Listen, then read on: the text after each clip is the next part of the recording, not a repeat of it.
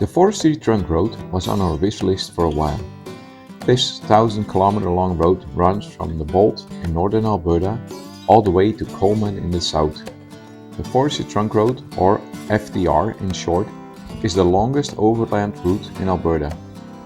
The 1,000 kilometer long route is about 80% gravel and 20% paved.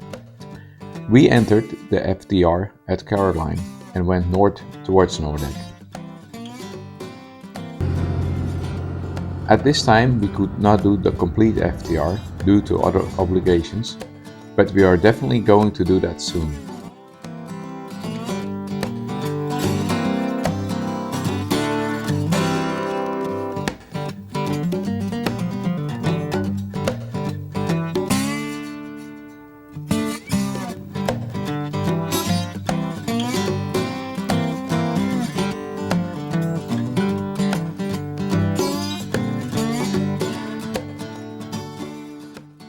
The vistas on this first leg of our drive were outstanding.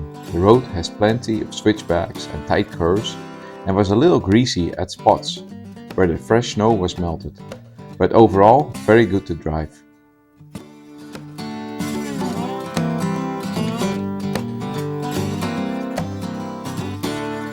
Our first stop for this trip was Ram Falls.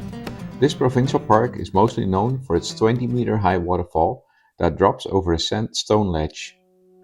Because it was already late in the season, there were no services in the park, but it also made us the only campers for the night. The platform was closed due to erosion on the lower part and was waiting on repairs.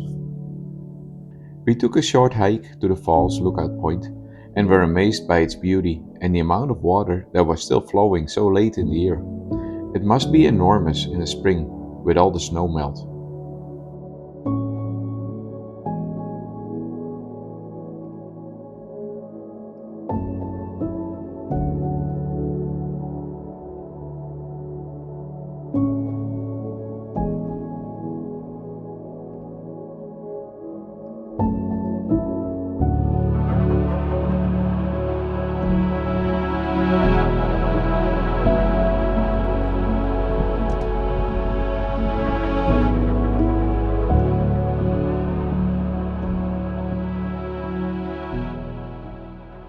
After a good night's sleep, we continued towards Nordegg.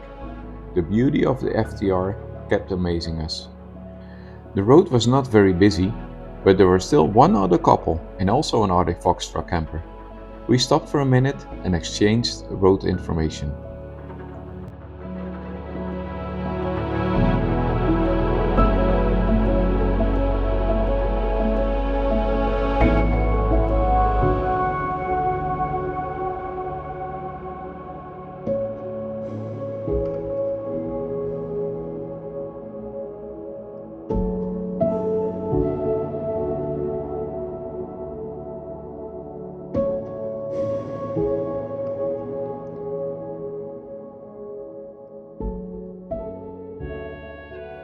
Our goal this trip was to do some serious hiking, and Nordegg is a place where we didn't spend a lot of time yet.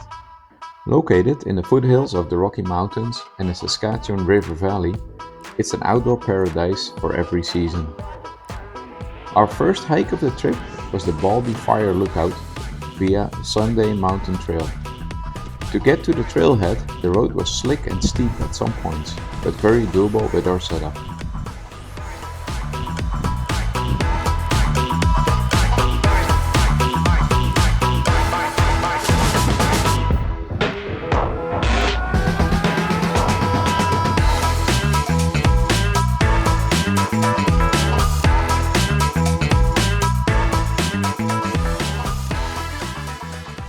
The trail is pretty much a very rough road to the top and is in use by the crew that mans the fire lookout.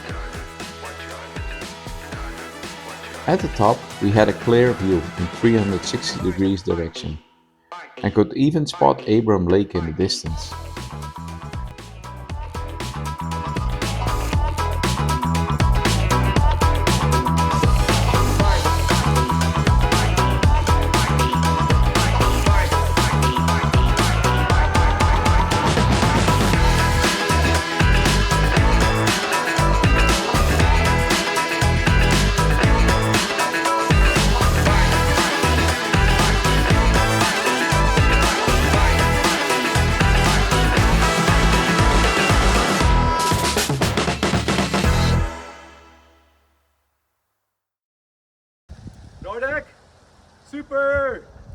Nordek has lots of tourist locations to visit, like the Bruzau Collieries Mine National Heritage Site or the Nordek Discovery Center. There are also some little shops and cafes. Everything was already closed when we visited Nordek, but it's one more reason to come back. After our hike to the top of Shunda Mountain, we found a nice mood-looking spot just off the Forestry Trunk Road, where we could see the mountain we just climbed, but also the one that was on our list in 2 days. Colosseum Mountain. It was a bit intimidating.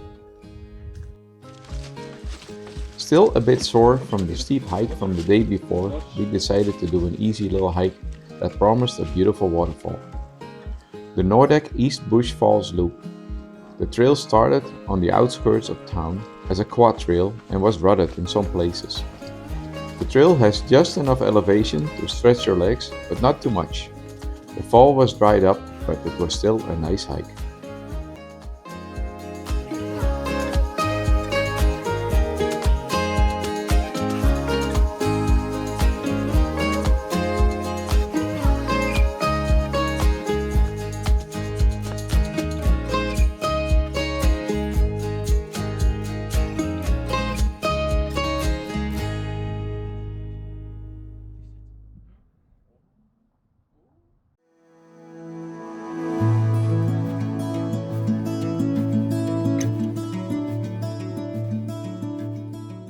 The afternoon we spent exploring the area and took the David Thompson Highway west. The scenery is beautiful every way you look, until we spotted Abram Lake. The turquoise color of the water is just spectacular. This man-made lake is not only famous for its color of the water, but also for its frozen air bubbles in the lake's ice surface caused by trapped methane. We stopped for pictures and video and explored on foot. About halfway we found a perfect boondocking spot right on the water. The road in was tricky, but the reward was there in the end.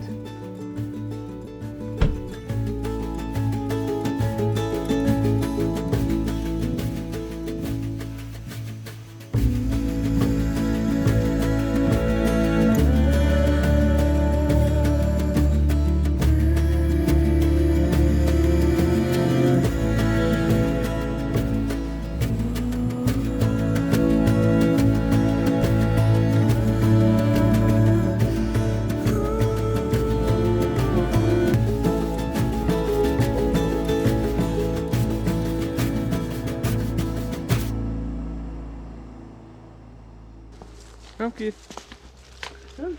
Today was the day. We're tackling the Colosseum Mountain via Ridgeline Trail Loop. The day started out cool, but with an 740-meter elevation gain, we would surely warm up fast.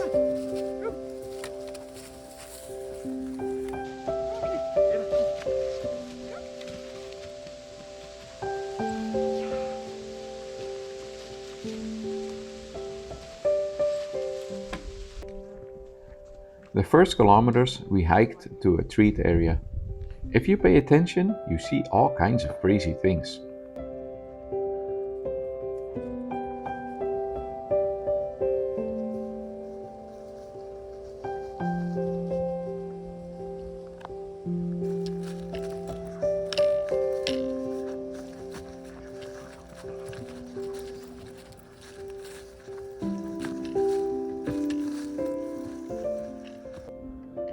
After the first kilometers on the trail, the trees are opening up to a beautiful view.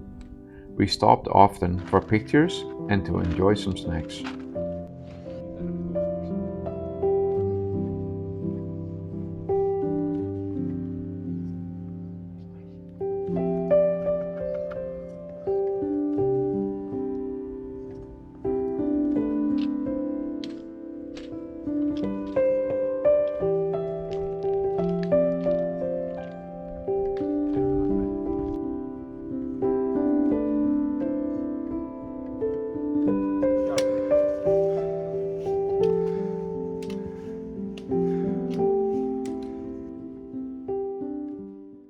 The higher we climbed, the rockier and steep the trail became. Some parts were covered with a light snow layer. When we came to the top of the ridgeline, we decided to continue to the old fire lookout on the top of Colosseum Mountain. It added 7 kilometers to our hike, but hey, we were here now.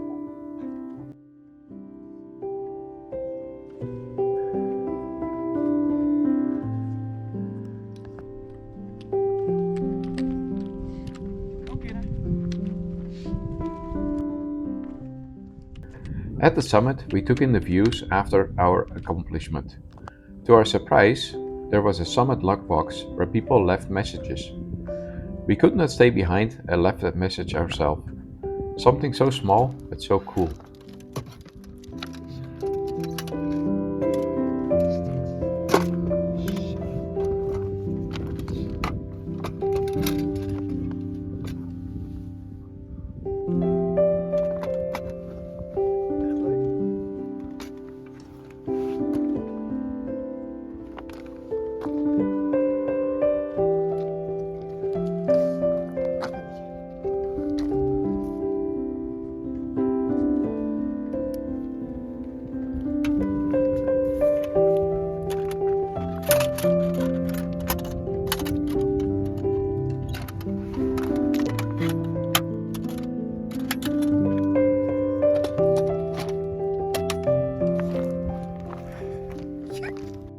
Back on the original trail, we run into a couple surprises. We thought we were lost. On the one side was a cliff edge, and on the other a big rock slide that went straight up. After looking at the rock slide, we could make out a faint, very steep trail going up. After the rock scramble, we found the second summit and took a little break to check the map, but the trail was not very well marked from this point on.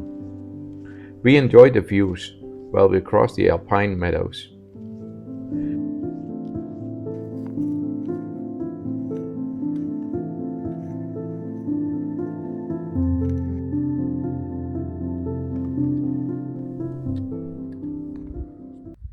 When we started our descent, the trail got sketchy.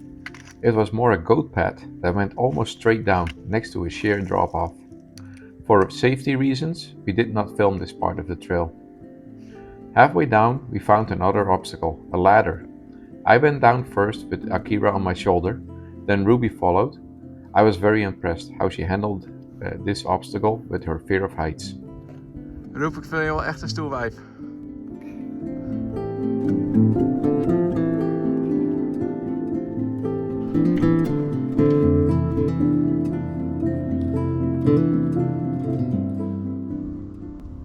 By the time we got back to the truck, we had done 20 kilometers and were pooped, but satisfied with what we had accomplished.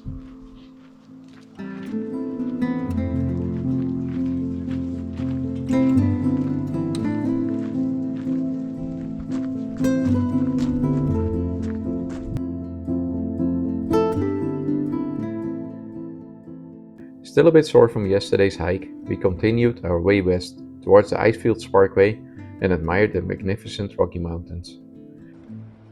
There was one last hike on our list for this trip, the Seafleur Falls Trail. This family-friendly hike starts at a large parking lot close to the highway, but within minutes you walk into the trees.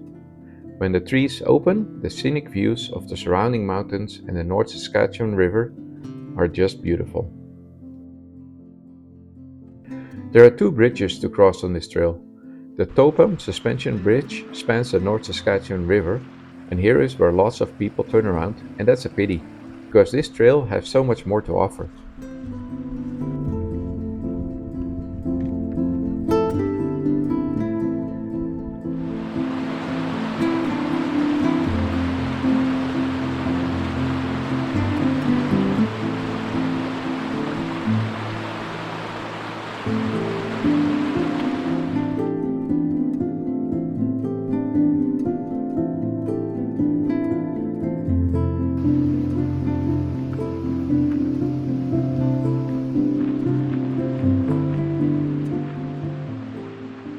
About 3/4 into the hike, the Seafleur Canyon shows.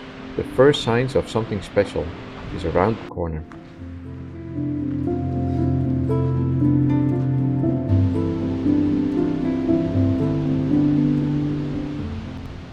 You can see the waterfall roaring down into the canyon from multiple viewing platforms.